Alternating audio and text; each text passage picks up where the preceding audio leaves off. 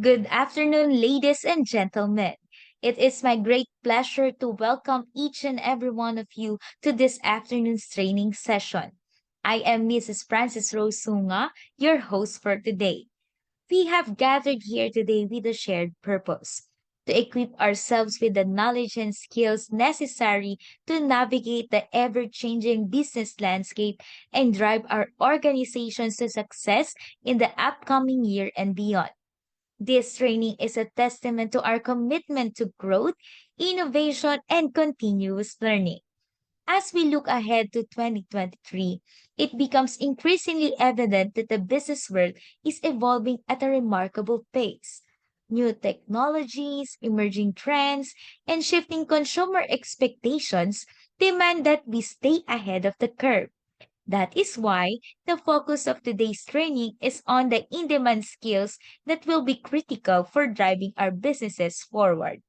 Don't forget to like and share our live training session with your family, friends, and colleagues in the business world. Because throughout the course of today's session, we will have the privilege of hearing from our esteemed research speaker.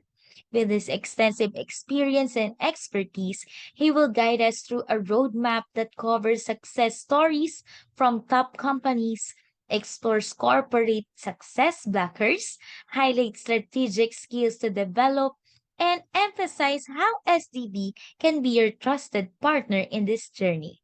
And also, we'll be giving out prizes to our active viewers and participants. So if you're done publicly sharing our live session, please comment done sharing together with your name and Gcash number. Without further ado, let us embark on this learning journey together. May this training inspire us, challenge us, and equip us with the tools we need to drive our businesses toward success in 2023 and beyond. Let us take a moment to come together in prayer as we begin this training session.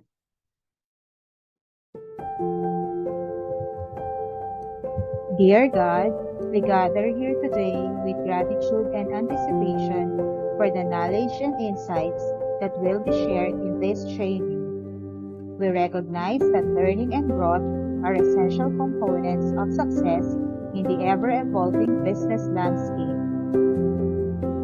We ask for your blessings upon this training, that it may be a transformative experience for each participant. May the information shared today empower us to navigate the challenges ahead, develop in-demand skills, and drive our business toward prosperity.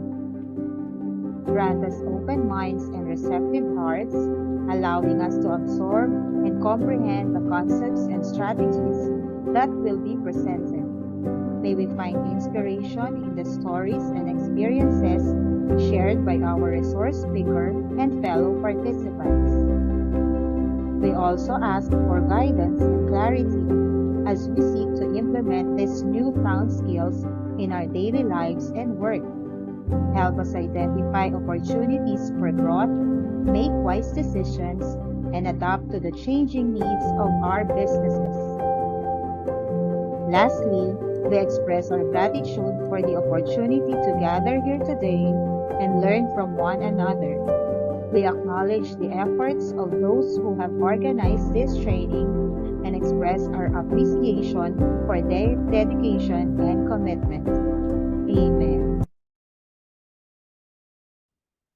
Hi again, everyone. I welcome you to STB Consulting Incorporated Free Professional and Corporate Training. Today's training session is entitled In-Demand Skills That Will Drive Your Business in 2023. And it is with great pleasure that we introduce and warmly welcome our esteemed research speaker, Mr. Christopher E. Sasito. With an impressive background and a wealth of experience, he brings a diverse range of expertise to the table. As a certified public accountant with an MBA, he has accumulated over 18 years of working experience across various industries. This extensive professional journey has provided him with a deep understanding of the intricacies and challenges faced by businesses today. Our research speaker's exceptional project management skills set him apart. He has successfully managed numerous projects involving software migration, integration, cleanup, and other major initiatives. His ability to navigate complex projects with finesse and deliver successful outcomes has garnered him a stellar reputation. Furthermore, he possesses valuable experience in lean supply chain methodology and automation. His insights into optimizing supply chain operations and streamlining processes make him a trusted advisor for organizations seeking operational excellence. As a certified Lean Six Sigma Green Belt professional, he has honed his skills in process improvement, ensuring efficiency and effectiveness. In addition to his professional accomplishments, he actively contributes to the academic community as a faculty member at the College of Accountancy and University of Perpetual Health, Delta. This commitment to education and knowledge sharing underscores his dedication to empowering the next generation of accounting professionals. Please join us in extending a warm welcome to Mr. Christopher Susito. Thank you, Franz, for that humbling introduction. And thank you, SDP, for having us here. And we hope that you are all good. And while we are sharing with you this webinar entitled In Demand Skills That Will Drive Your Business in 2023. But before we discuss the webinar or session proper, let me share to you comprehensive roadmap as a guide for today's session. First, we'll be discussing success stories of top companies in the world for us to understand and inspire how these top companies still a sustainable corporation or a business until these days, despite of the roller coaster ride, and we will share to you their popular growth strategies that made them sustainable. Second, corporate blockers. These corporate blockers is for us to understand, have a realization that for us to apply proper intervention or to correct or manage these corporate blockers for us to realize our own growth strategies, whether we are a member of a management team who is in charge of governance of a particular business or corporation, or we are the business owners itself, or we can apply this in our own professional life. Third, what are those strategic skills that needs to be developed in order for us to manage or help manage, mitigate, or avoid these corporate success blockers?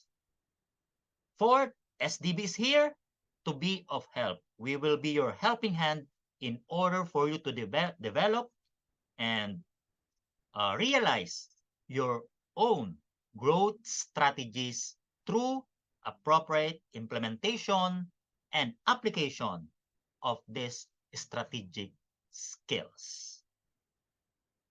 For the success stories, we will be sharing to you first the success stories of Apple Inc.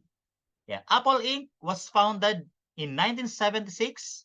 The net income is $100.5 billion with a market capitalization of $2.65 trillion. By the way, market capitalization is the equivalent value of shares that are actively traded in stock market. That's how Apple Inc. Become big, because of this implementation of their own growth strategies. First, they are the first mover in tech industry by applying effective product differentiation.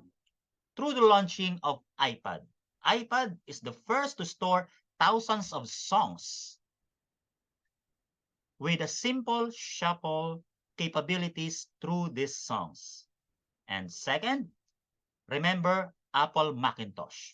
Before the 1980, the MS-DOS prompt that was launched by Microsoft during those days, before we operate a desktop, we need to enter computer command. Everything is executed via computer command. However, in 1980, Xerox developed this GUI, or graphical user interface, wherein a user can interact to the computer or to the desktop itself, uh, in which we are experiencing right now. This GUI was made popular by Apple Macintosh until such time that it was gradually adopted by Microsoft through its Windows products. So that's Apple for you. And then second, growth strategies that Apple implemented is excellent customer service. For those of you who are Apple users, one thing that you can do if you buy an Apple is to unpack it, and the unit is ready for use, because Apple has these 500 Apple stores available for you to download your necessary apps, etc. And that signifies how Apple is reaching or anticipating in advance the customer needs in relation of using that Apple cell phone.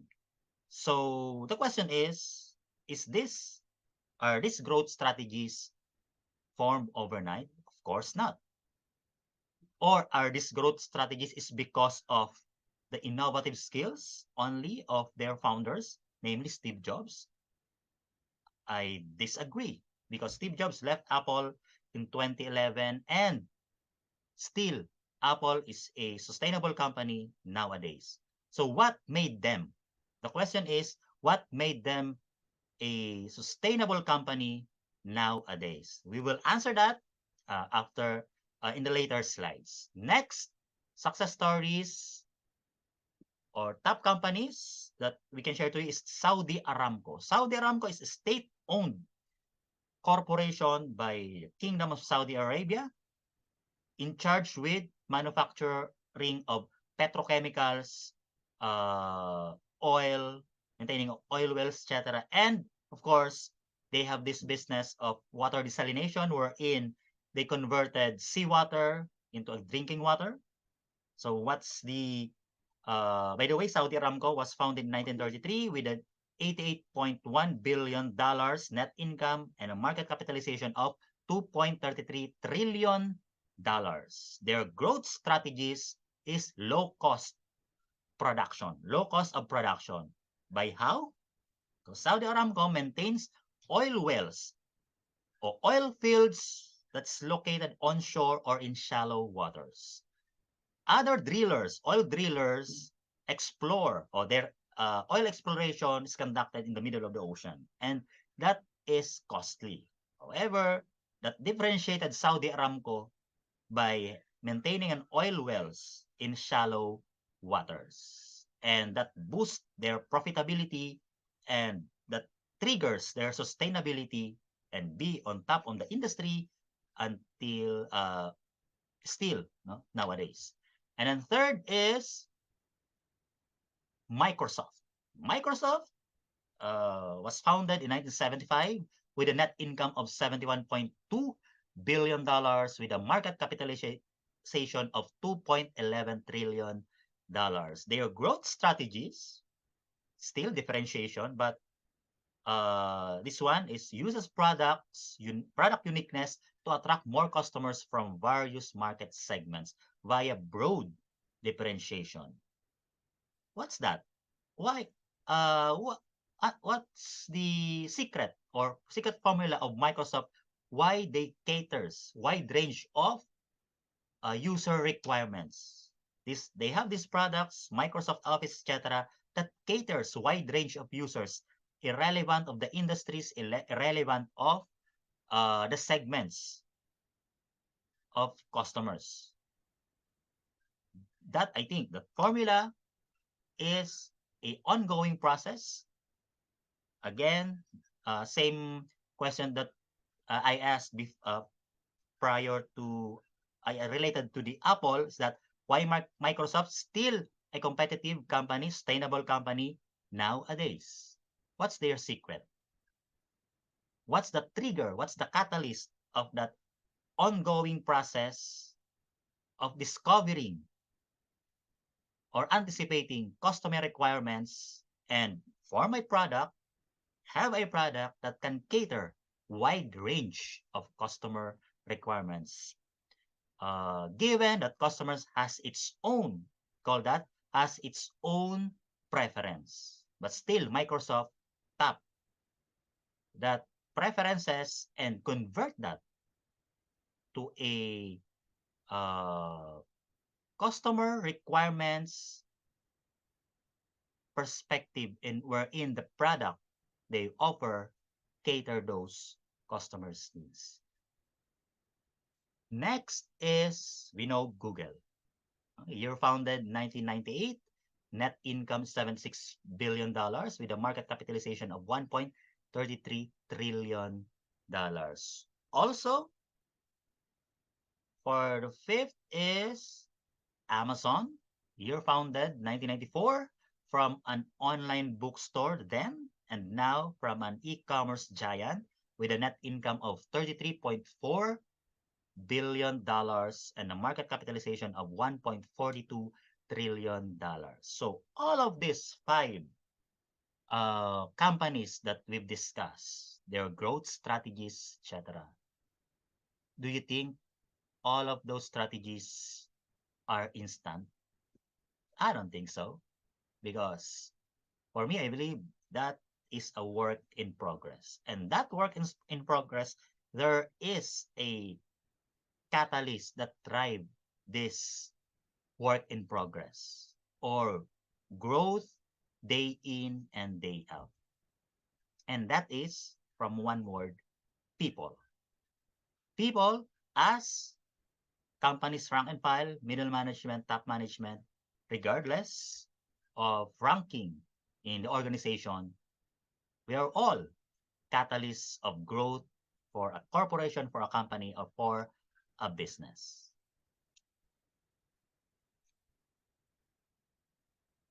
And true that road to success is rough and a roller coaster ride. Employee workforce plays an important role to that road to success. Regardless of industries, goods, services, etc., employees is the driver of growth. Employees is the backbone of every businesses or every company. So before we discuss that employees, we need to realize what are those challenges that some of these employees of us, me myself, including myself, encounters. And these challenges hinders the road to success of a company. First, we'll discuss these common blockers to company success. First is organizational structure glitch. So if that's the case, is our organization or company considered heavy on top? In form, we have a perfectly pictured organizational chart. By in actual, how about in actual? Do we have too many consultants? Do we have too many instruction? By the way, I am not against of having too many consultants. If that's for the good or for the betterment of the company, go for it. Provided, however, that all the instructions or the perspective of these consultants should be in line with the common objective of the organization, which is to have in relation also or hinge to that corporate vision. So, how about the actual? Is your organization is an inverted pyramid wherein all instructions is flowed from several top management individuals to the rank and file. And the doer or the implementer of that instruction is the instruction are clear, the direction are clear for them. There's no conflicting instruction from whoever else in the organization. So if there is, that can be a corporate blockers uh, as well. Next is, as a result of this, too many cooks in the kitchen. No? We have one restaurant, but we don't have a server staff, but all of us are chef. So imagine of having a restaurant of if all of your team are chef. So it's not good for the organization. Should have a proper balance of roles and responsibilities. Uh, it's not enough that you have to have more brains in the company can drive growth. It's should be balanced. Having a brain uh, component of an organization should complement the implementer or particularly the middle management and rank and file in order for them to move forward in a one direction. Here, do we have an unclear direction? Assuming organization is good, there's no organization is perfectly pictured as a top management doing the directions, etc., or laying down the direction, delegating the directions, and implemented by the middle management and the rank and file. Assuming the organizational structure is perfect, however, the instruction or direction itself, is it clear? Is it aligned to what the corporation needs to achieve in a specific time horizon? Or is it aligned to achieve this North Star that the corporation has? The North Star is the corporate vision, no, of a company. Is it aligned? If that's not aligned, then that can be a corporate success blockers. Second, when it comes to processes, are our processes operated in silos or integrated? Please take note, I am not against in terms of silos can be a result of decentralization. Decentralization is good to have or to establish autonomy of decision of the smaller segments of a business. However, those autonomy should not be in contradiction to the general path that the organization should take. For example, here, if processes are operating in silos, that's costly. That includes other processes or other manual processes that needs to be established because as far as we know, we cannot operate individually. We are an organization, we are designed a corporation is designed to operate collaboratively to achieve common goal. So, yeah, processes can be automated for it to be integrated, but automation in terms of a solution, no? Automation is just one way of integrating processes. The other way is to review the processes for it to streamline and take out those redundancies or unnecessary processes. So our objective is for us to operate in to have an integration between processes and avoid these silos. And if there is a silos, then that can be considered as a corporate blocker. Next is bureaucracy. Too much bureaucracy, too much layering of approval, redundancies of approval process can make a company move slower towards its desired goal. Bureaucracy is good. There is a necessary bureaucracy to decentralize the processes to provide or to uh, enhance the autonomy of smaller segments of an organization, but too much of it will not be advantageous to the corporation or to the company. Our goal is to manage or mitigate this bureaucracy for us to be more efficient in terms of internal process. Please take note that competition is outside the organization, and if are slower to move, then competition will aid us. Huh? There are so many companies or corporation that previously they are the top player of their respective industry, but nowadays no more. No? They were absorbed or replaced by other new entrants during that time, and now that new entrants became the top player of their respective industry. And next is jargon on finance reporting. How about this? Is your accountant needs or requires you to understand debit and credit? Or you yourself, or for example, I am an owner of a business. Do I understand the financial statement that was submitted to me for my reference? Do I understand it? Do I have the skills to read it? Do I have the skills to interpret it? Or I am more of an owner who is hinged or very dependent on my accountant to explain everything to me.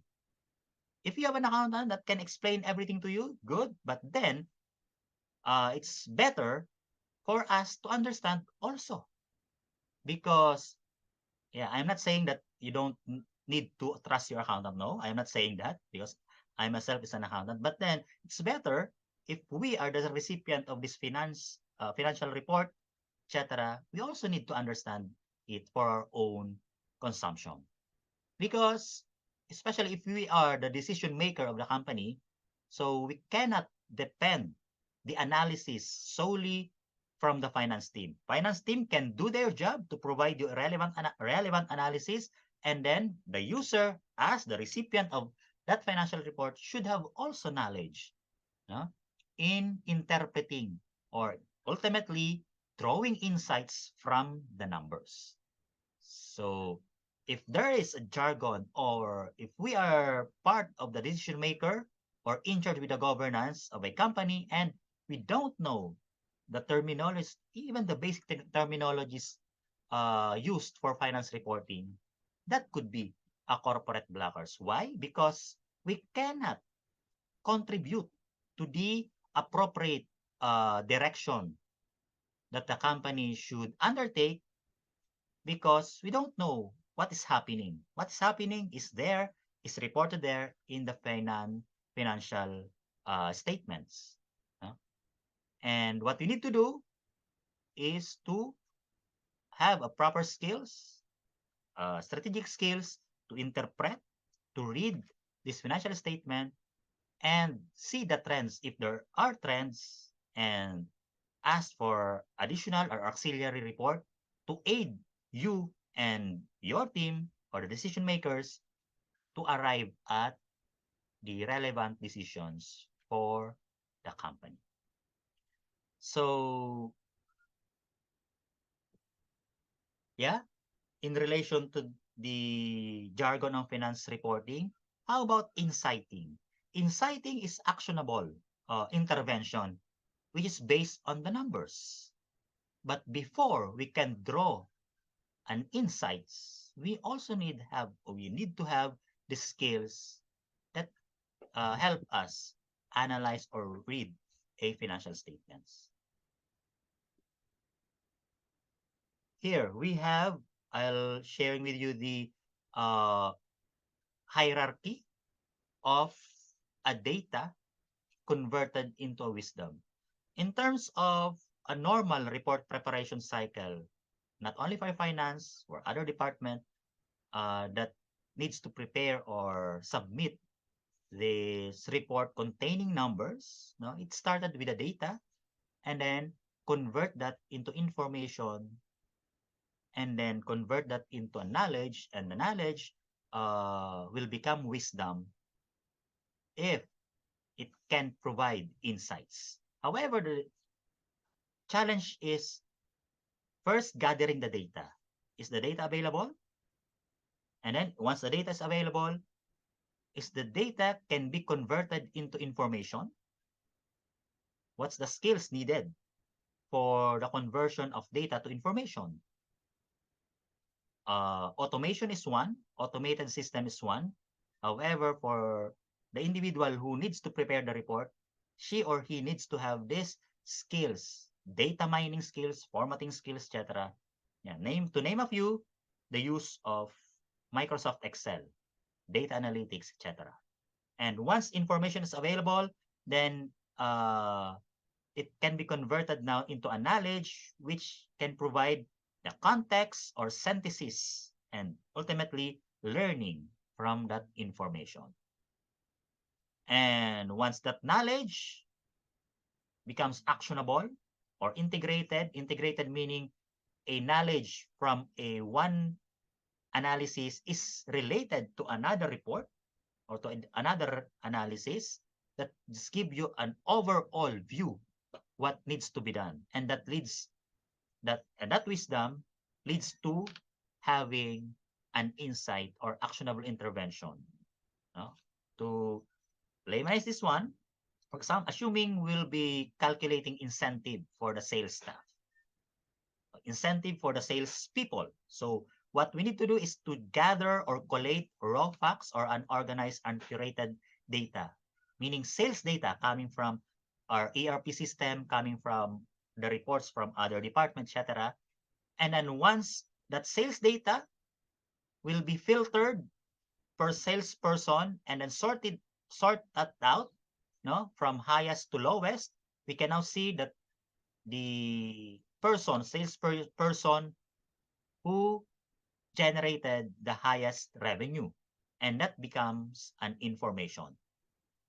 And once that information or the sales data, sales per salesperson match with the budget or the quota per salesperson, we can calculate the achievement per salesperson.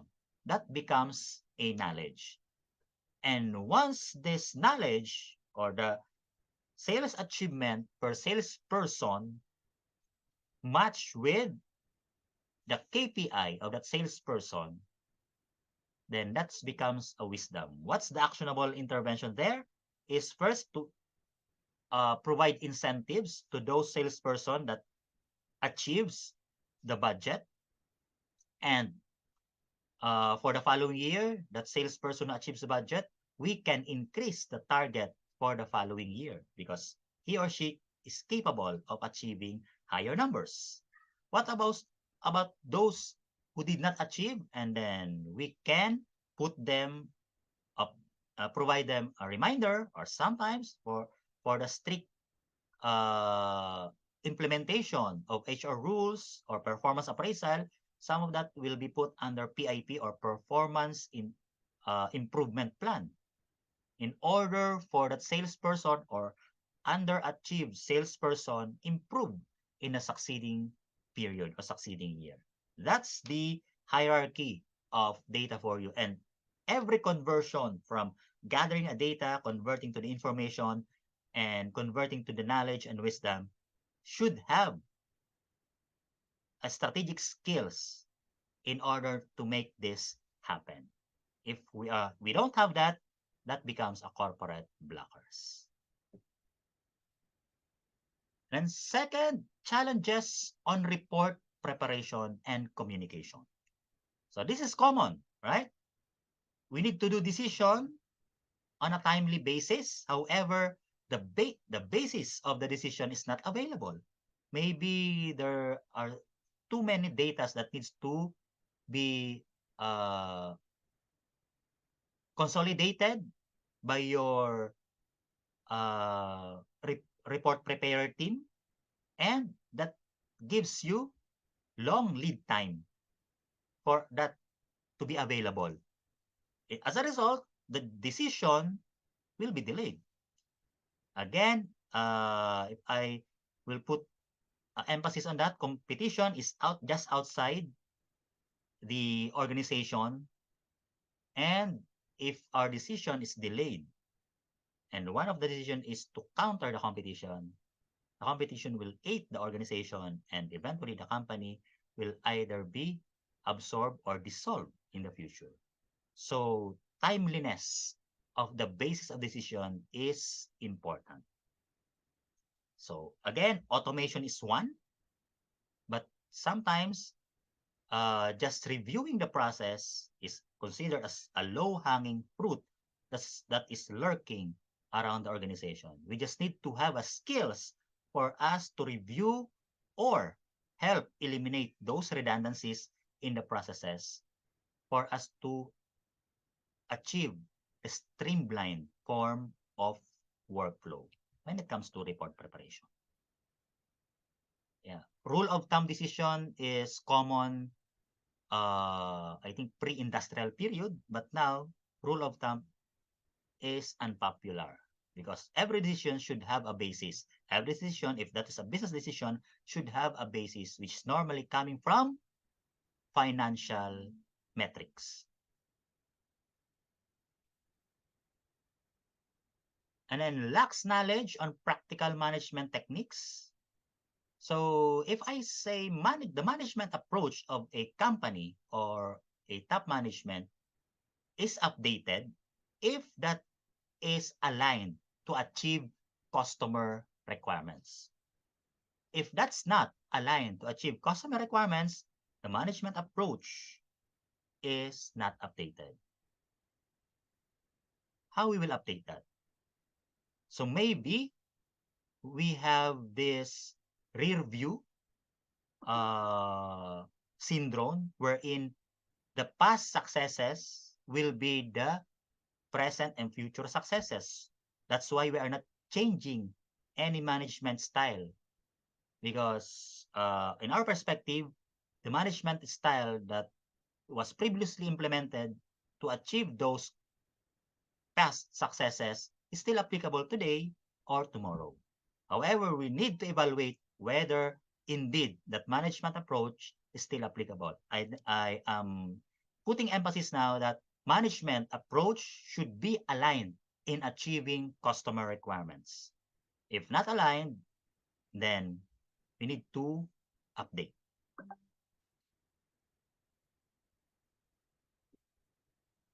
Next is failure to build corporate branding.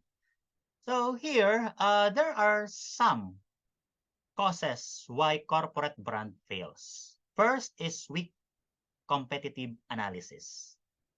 So you have, for example, a company has always always monitoring its competitor. All the moves, all the strategies is monitored. However, they fail to build their own brand. On the tendency, they are applying some benchmark to their own company, and then to the extent that they are almost copying what the competitor is doing. So that's a weak competitive analysis. For us to build a strong brand, we need that benchmarking, we need that information from competitor strategies for us what not to do and for us what should we will be doing to improve or build our own corporate brand. Some other reasons why corporate brand fails is I said earlier, rear view syndrome. We are living in the past successes, and those past successes gives us a perspective that whatever we've implemented during those past will still be effective today and tomorrow. So that's why we are not updating. That will give us complacency as well. So for example, the complacency will be will kick in if industry don't have much changes and the corporation or industry players are looking each other, looking or monitoring its move. No, however, there's no new strategies. That's why even the competition is fairly complacent. However, if there is a new entrance that will shake the industry, then that's the time we can get ourselves or shoot ourselves in the foot. For example, the entry of Sun Cellular, what happened? During those time, Smart and Globe is the only top player in the telco industry. However, when Suncell enters the competition, they provided what? Only call or only text. So what happened to this Smart and Globe top player during that time? They were caught flat-footed and they uh, copy, gradually copying the strategy of Suncell. Same's true for the airline company. When Cebu Pacific offers this piso fare or advanced booking. So what happened to Philippine Airlines? There, they also adapt the strategies uh, to compete with Cebu Pac during those time. So that's the failure, some of the failures or causes why corporate brand fails. We can help you through the offering of SDB. We can help you improve the how we will be building our own corporate brand. Next is lacks knowledge on statutory compliance. What's this? I I know, and some of our business owners or top management knows that this is more of finance matters. Wait, these finance matters should also be known to the decision makers in charge of governance of a corporation or a company. So what are we are not requiring, no? Finance will have the specific knowledge of doing all the requirements in terms of submission, etc., for all these statutory compliance. However, as a person, people in charge with the governance of the company or in charge with decision making of the company should have a general knowledge what SEC requires, what BIR requires, what local government requires in some of the industry and inside the eco zones, what PESA requires, or if you're a cooperative, what CDA requires. If you are financial institutions, what BSP requires. Uh, all of that have a specific statutory compliance, and failure to that will result to either having an unnecessary penalties and surcharges or eventually closure of the business. And that's very, very much important to be known to the decision maker of the company. So SDBs here, if before I jump into that, lacks knowledge on the statutory compliance can be also a corporate blocker to success because every successes, corporate successes, assuming we achieve higher profitability, we achieve sustainable profitability. However, through the non-compliance with those three, for example here, those three government agencies, the company needs to pay uh, huge amount of penalties that ate their profitability for a year. So there should be a balance of achieving growth strategies and governance. Governance includes compliance on statutory requirements.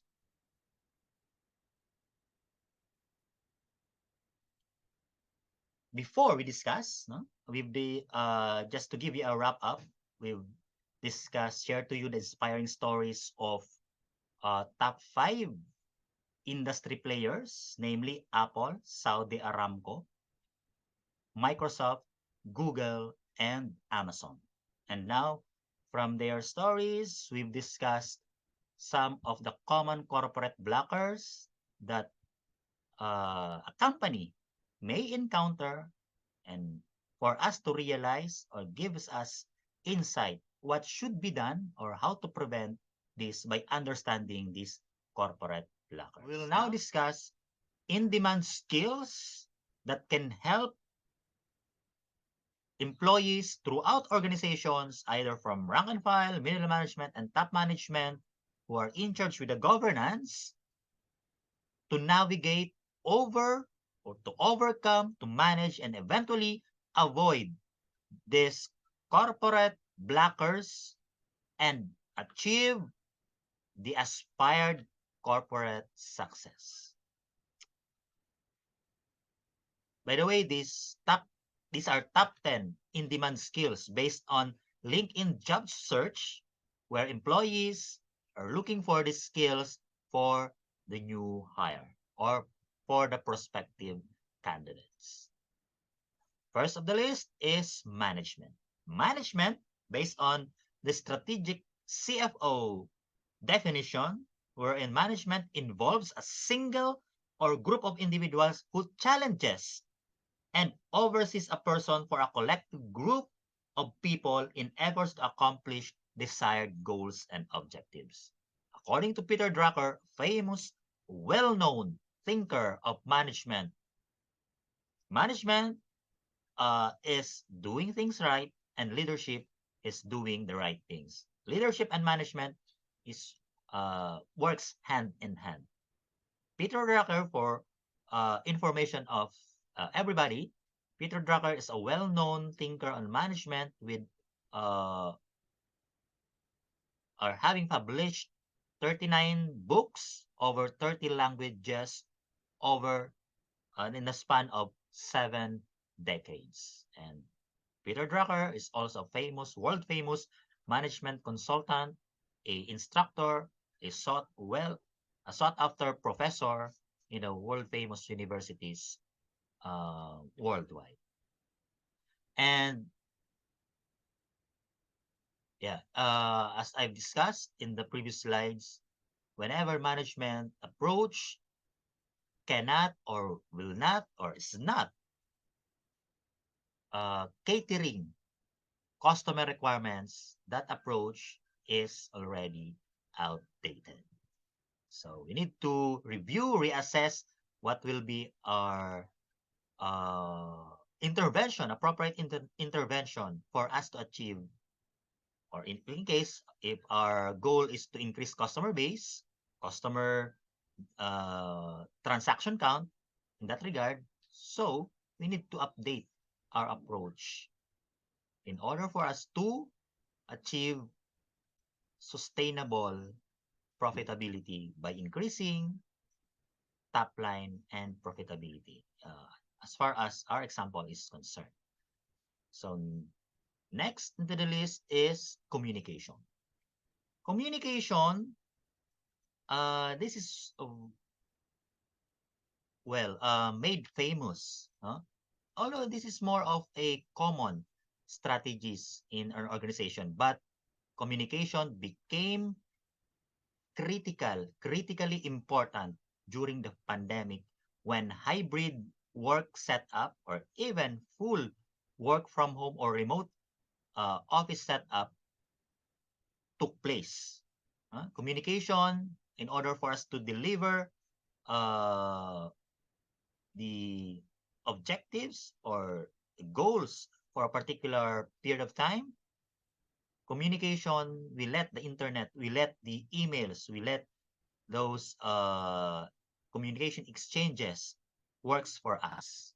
So that in fact became a barometer of a success of a company in the midst of a hybrid or remote work setup. So in addition to that, we have three distinct language in business: accounting, finance, and economics. Accounting speaks for what happened, or more of historical or a backward looking. So more of historical records, more of what is happening, what happened to the organization in terms of financial health, etc. Finance is more of a forward-looking, meaning to consider what should be done, what direction should be taken based on the financial projection that we drafted and in alignment for the strategies, growth strategies that needs to be done. So economics is more of a external factor analysis of an organization. What will be the supply and demand situation affecting the organization or the company? What are the impact of this fluctuation in fuel prices?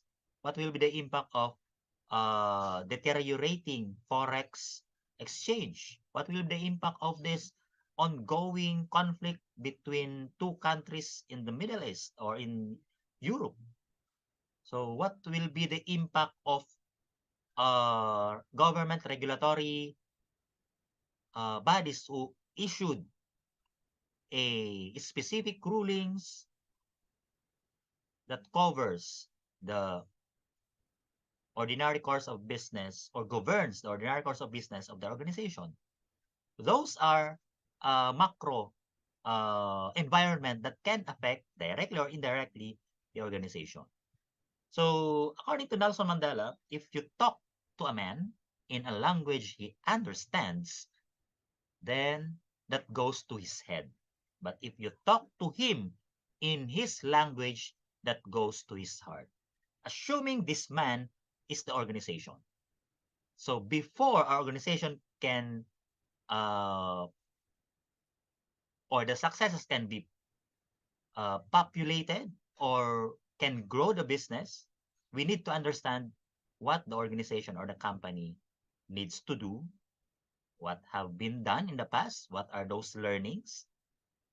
And in order for us to understand that, we need to learn how to, even the terminologies of accounting, finance, and economics. Yes, I understand we are not accountants to know the terminologies of debits and credits. No, we are not like that. But it's better for us to somehow get familiarized with those terminologies, and with the ultimate, no, the ultimate goal is to understand the numbers and develop appropriate insights or intervention in relative to the what numbers is saying. I think that's inherent for us since a language can only be understood if it is learned and part of the analysis is being studied. All right, next is customer service.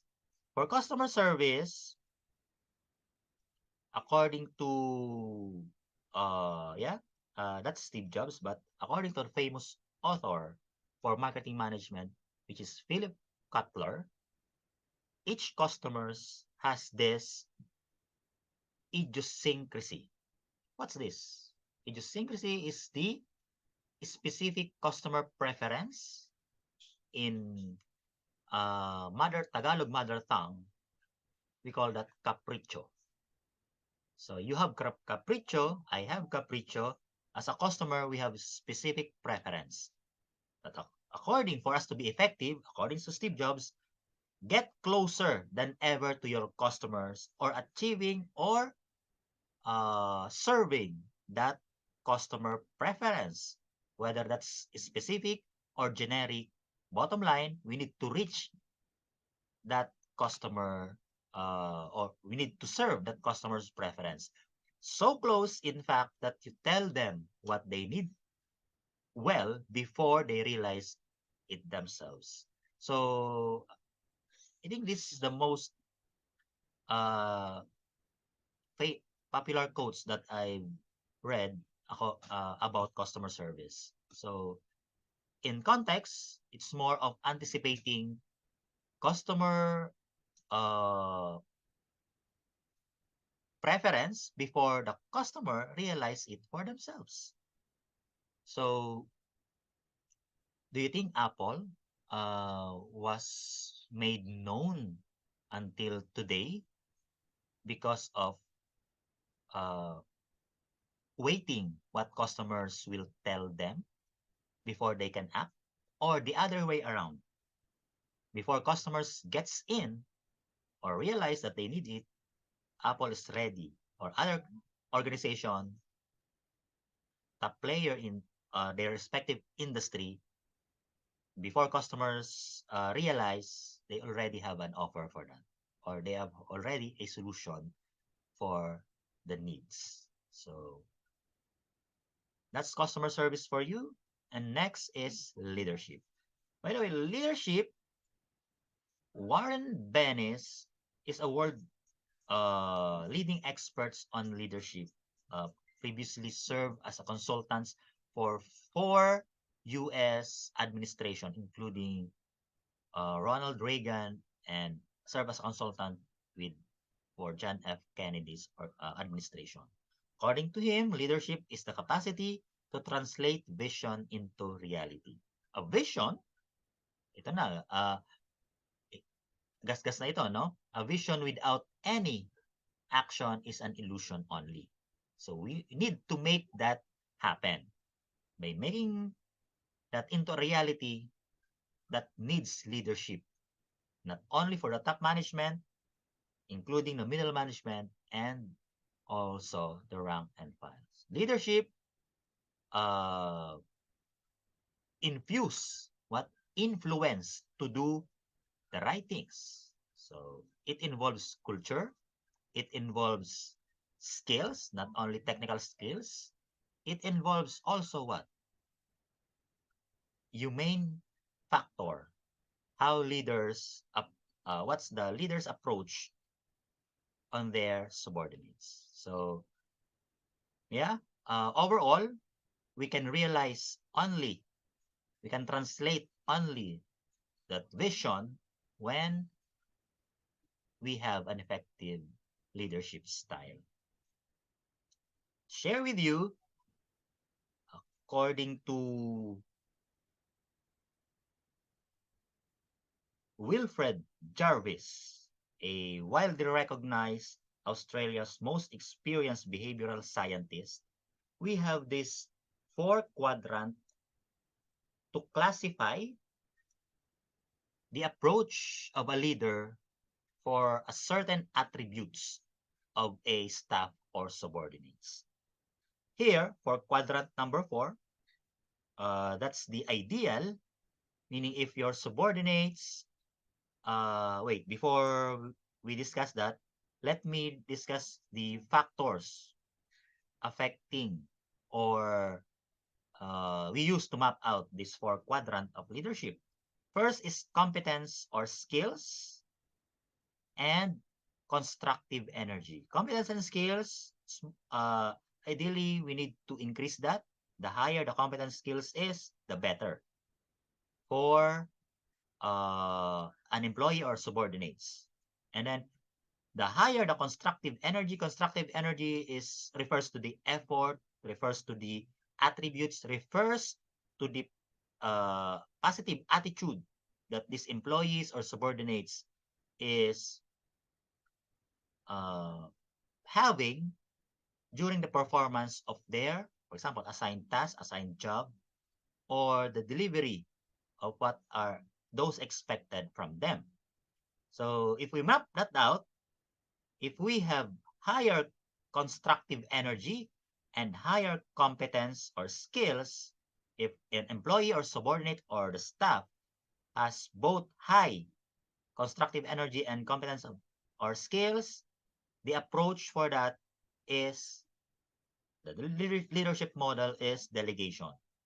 So there's a saying that we will talk, the staff and the superior will talk, and then the leader or the superior will let the staff or subordinate decide. So, in other words, the characteristics of the team is has a high constructive energy, right effort, right positive attitude towards or in dealing with the delivery of the expected outcome from their end, and then excellent attitude and highly competent. In terms of skills, they can do what they need to do with minimal supervision. So the leadership model for this one is delegation. Again, for quadrant number 3, if still the energy or constructive energy is high, however, the competence or skill is not that high or maybe a low, no? And the characteristics of the team, yes, has the right attitude, has positive attitude, but then sometimes lacks confidence. Although, since has positive attitude or right attitude, they are trainable or teachable. So the leadership model for this one is coaching and mentoring. In resolving certain issue, for example, the leader and the leader or superior and the staff need to talk. They will talk, discuss, but they will collaboratively decide on certain matters. For example, resolution for a certain issue. So the leadership model for you, again, is coaching and mentoring. So, yeah, moving to the quadrant 2, if competence or skill is high, technically equipped, however, lacks more of a positive attitude, constructive energy is not that high or low. Sometimes they call themselves a negatron. Yeah. So, or defensive in terms of uh, taking initiative instead of uh, one foot forward in taking a initiative. They are all in the back seat and see what instructions they will receive from the leader. So in this case, quadrant number 2, yeah, characteristics I may mention again is having low constructive energy, poor attitude, or a negatron, or a defensive uh, approach or reaction when it comes to having a additional task or getting additional tasks, but competent. They know for themselves that they can do, or the leaders can justify that they can do. However, because of negative or poor attitude, so the approach here is supervision. So in resolving a certain issue, the leader and this team or the staff need to discuss on something collaboratively, but the superior or the leader will have the final decision at the end. So just to manage or to mitigate the negative impact of having a poor attitude of this team. So the worst or the type of employee or staff is belongs to quadrant 1, wherein both constructive energy and competence or skills is at low level. So in this one, maybe it will be applicable to a tenured employee or a new hire. Maybe new hire more of a quadrant 3. They are more excited to learn on something, but they lacks competence. So new hire is more of uh, being classified in quadrant number 3. In quadrant number 1, there are some employees already tenured. However, because of they already became stagnant in their current job, and they don't want to have a growth perspective of advancing on higher ranks or getting more responsibilities or getting more a in terms of uh,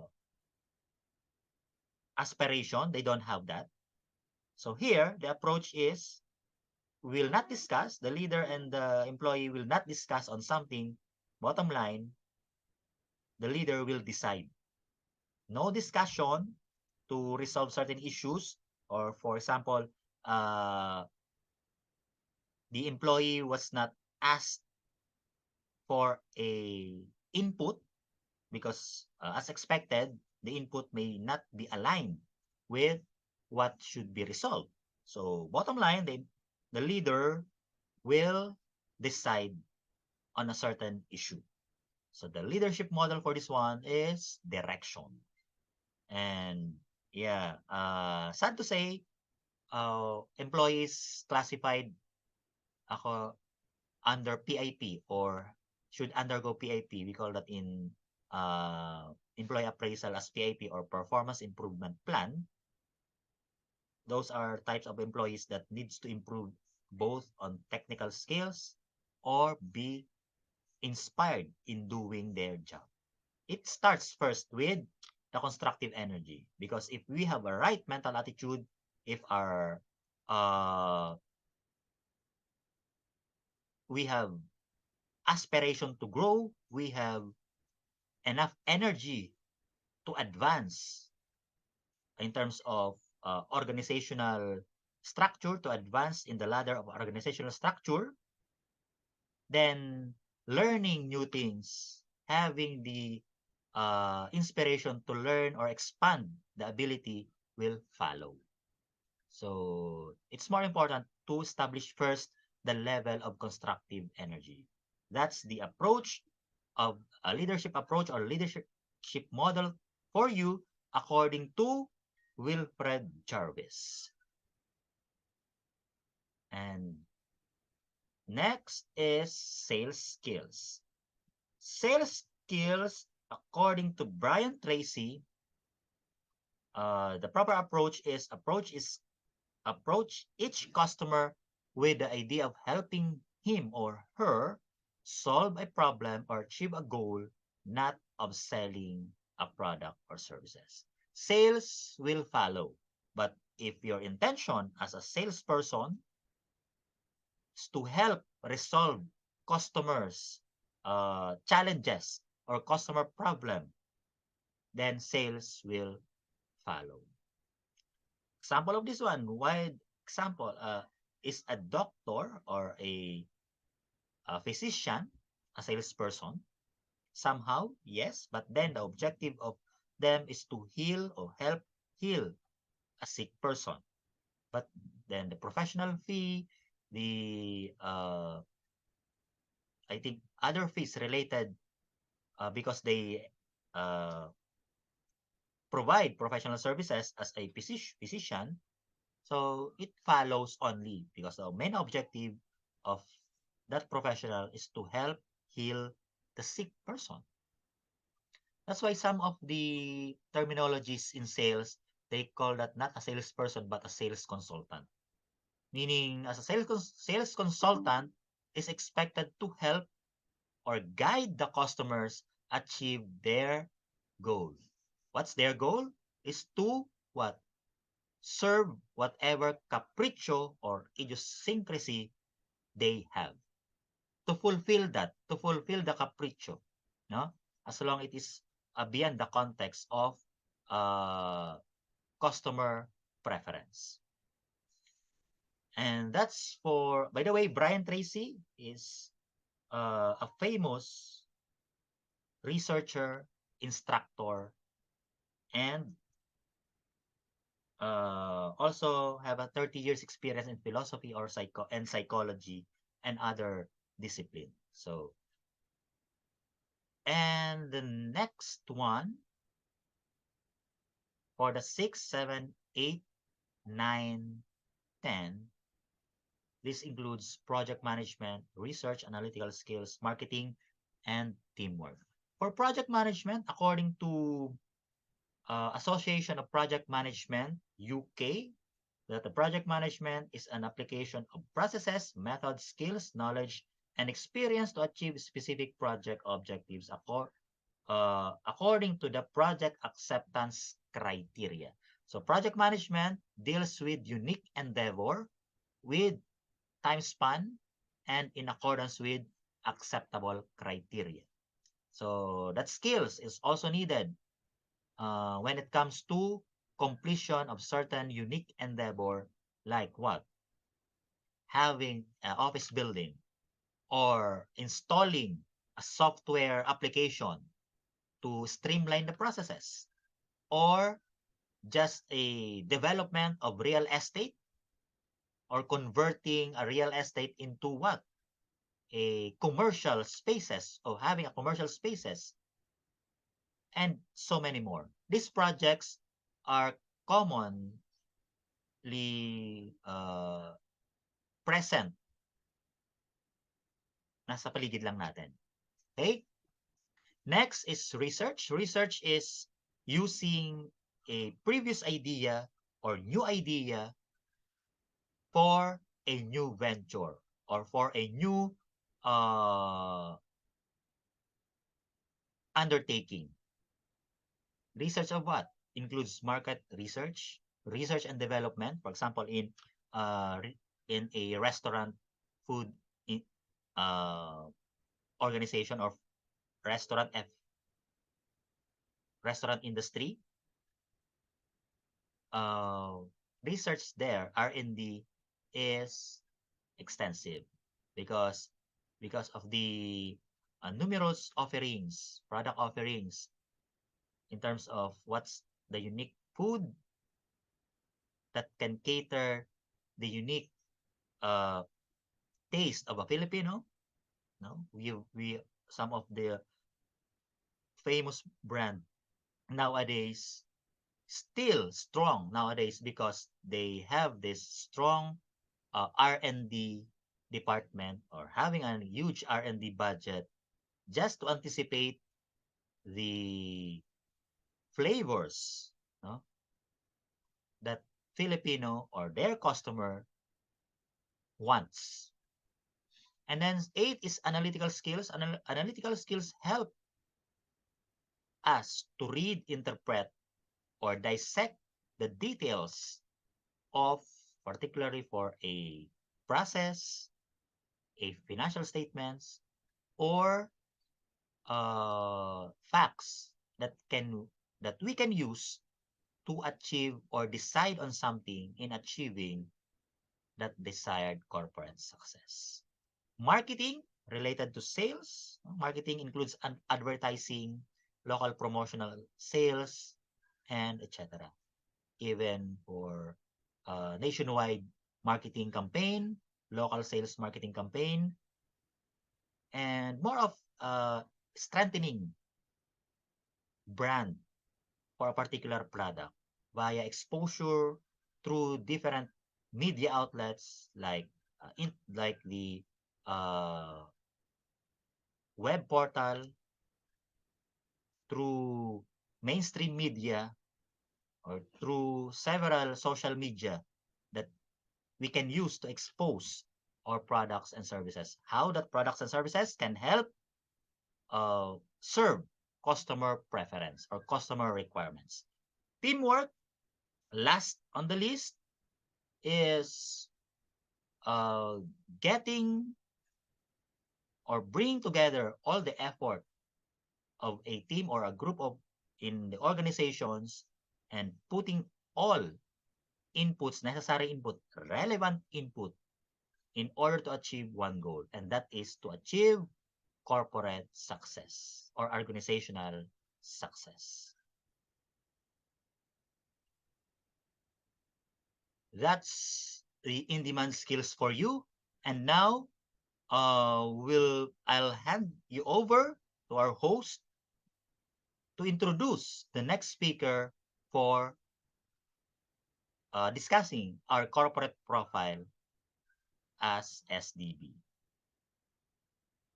Hi, Franz. Back to you. Thank you, Sir Christopher, for sharing us the inspiring stories of top companies in the world and providing us invaluable insights into the in-demand skills that will drive businesses in 2023.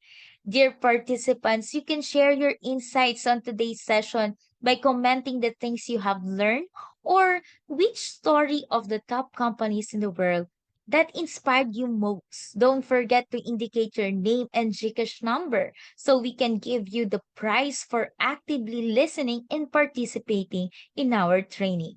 You can also share your insights by filling in our feedback form by scanning the QR code flash on your screen or clicking the URL in the comment section to connect you to the Google form.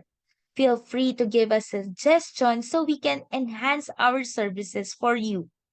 Aside from what we have learned today from our research speaker, we also want you to know more about our company and what services we offer to help you have a successful business. And to inform us more about SDV Consulting Incorporated, let's hear it from our Managing Director, Dr. Herbert C. Barrett. Hi, good afternoon, everyone. I'm Dr. Herbert C. Baran, and I'm Managing Director of STV Consulting Incorporated. So, at this moment, we'd like to emphasize the invaluable role that STV Consulting Inc.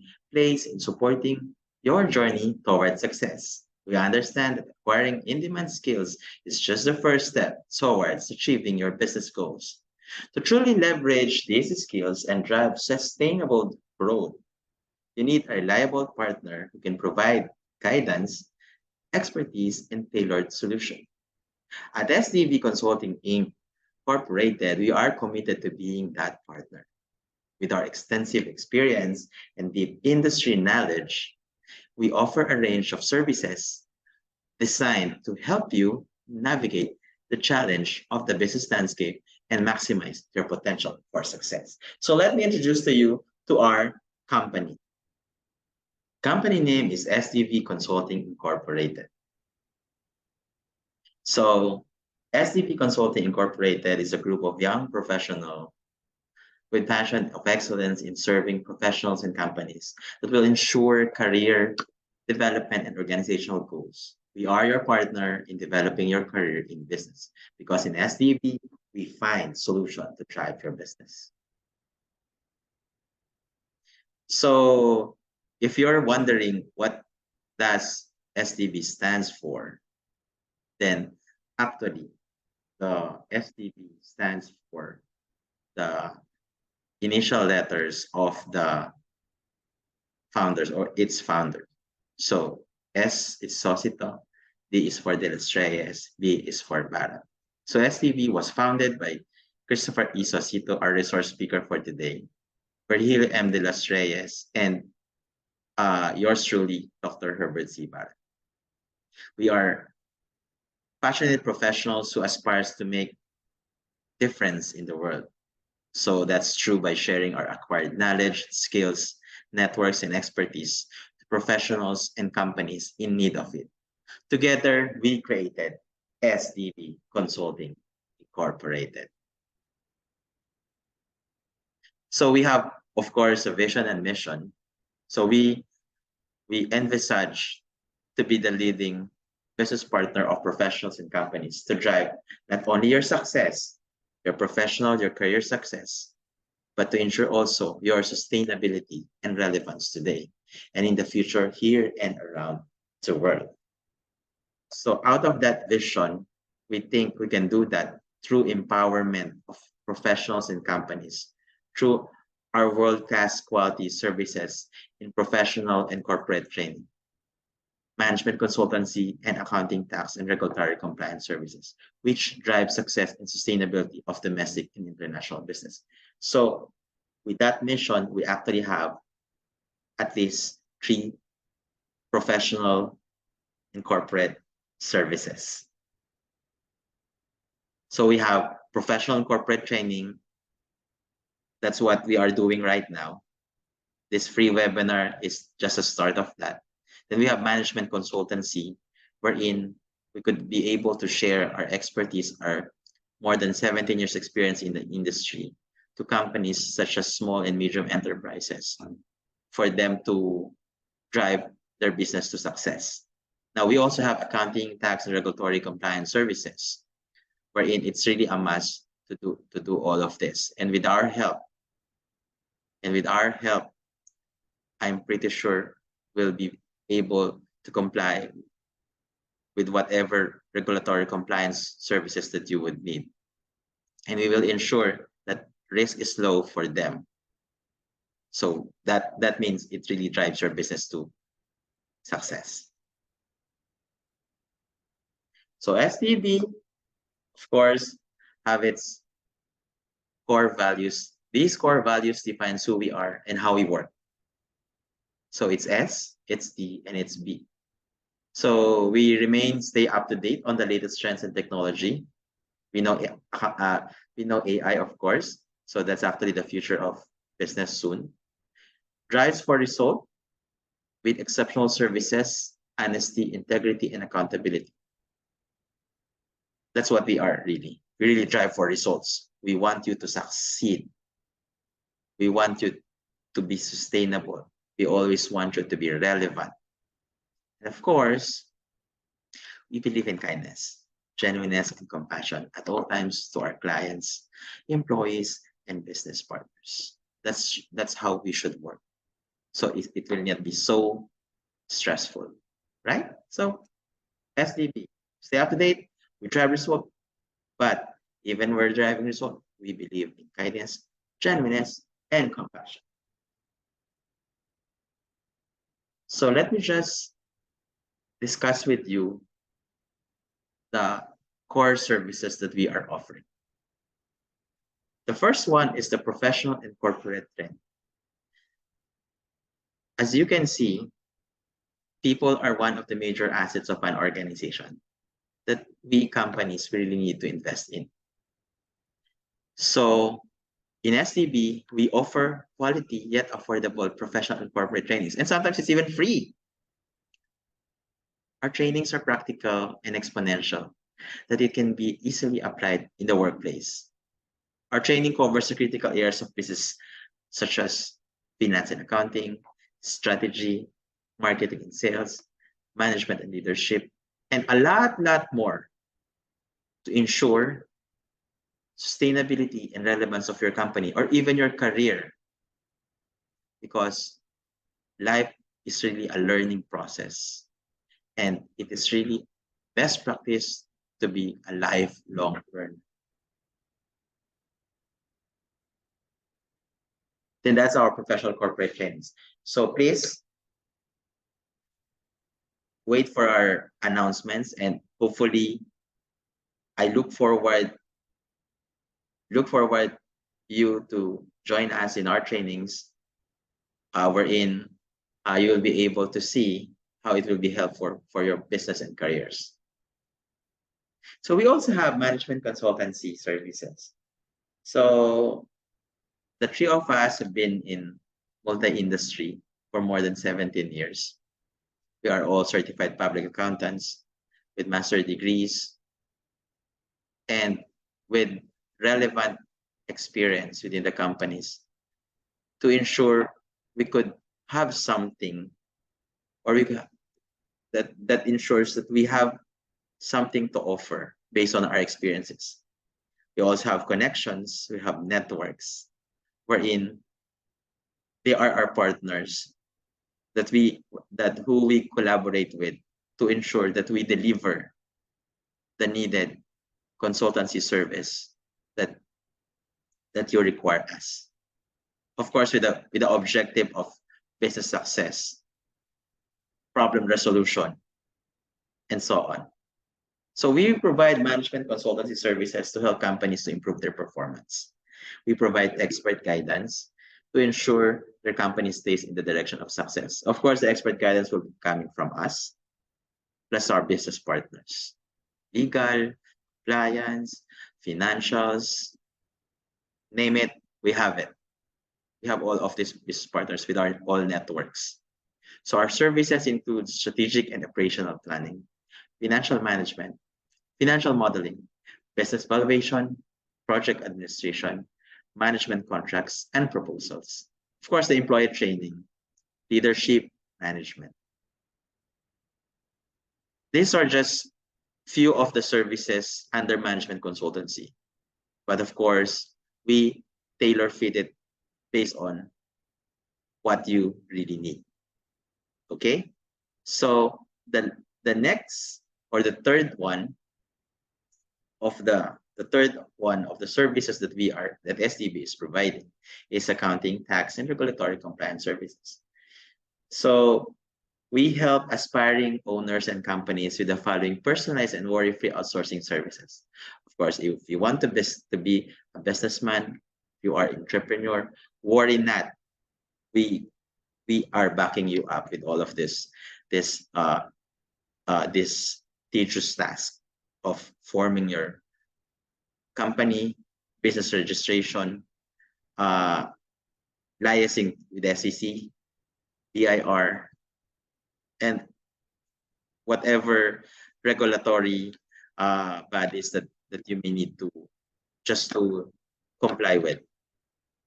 We also have accounting and bookkeeping services if you want to, because as you know, we are all certified public accountant. We have networks of accountants as well. We do also financial audit. We do payroll management services, tax compliance services, and regulatory compliance services. We have some networks in SEC, BIR, and other regulatory offices that you may need.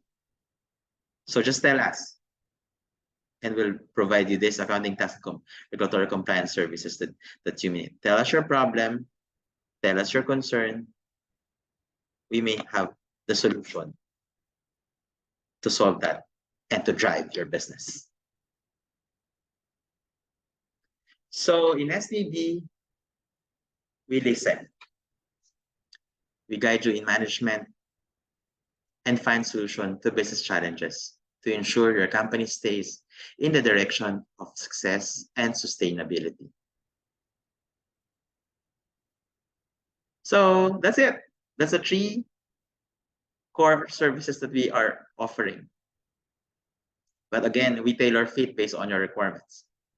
So as I mentioned, one of it is corporate professional training. So join us in the live online trainings just like this. And I hope you've enjoyed this training of ours today. So join us in our live online training, which we will be posting after this.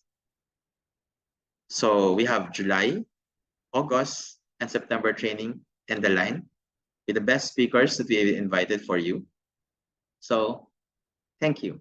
So I'll give you now the floor to our host, our marketing manager, Miss Frances Sung. So Frances, take it away. Thank you, Sir Herbert. So here are the professional and corporate trainings that we line up for you. For the month of July, our online training will be about leading change in the organization, change management communications, and how to communicate with empathy, financial modeling and business valuation, introduction to human resources, and liquidity management. For the month of August, we will focus on project management, LOA and tax remedies, Microsoft Excel, and accounting for non-accountants. So always remember that SDB is here to listen, guide you in management, and find solutions to business challenges to ensure your company stays in the direction of success and sustainability. Now, to give us the closing remarks, let's hear it from Mr. Virgilio M. de los Reyes. Hi, I'm Gio. Thank you all for being a part of today's impactful training session on in-demand skills that will drive your business in 2023. We hope you found the insights and knowledge shared by our esteemed resources speaker, Mr. Christopher E. Susito, to be invaluable in shaping your business strategies for the upcoming year. As we end up this training, we've heard that acquiring the right skills is very essential towards success, and to fully leverage these skills and ensure sustainable growth, reliable partner is also need to consider that can support and guide you along the way. At SDB, we understand the challenges businesses face in today's dynamic market. We are committed to being your trusted partner, offering a range of professional services designed to help you in success journey in 2023 and beyond. Our team, led by industry expert like Mr. Susito, brings extensive experience in areas such as project management, lean methodologies, finance, and more.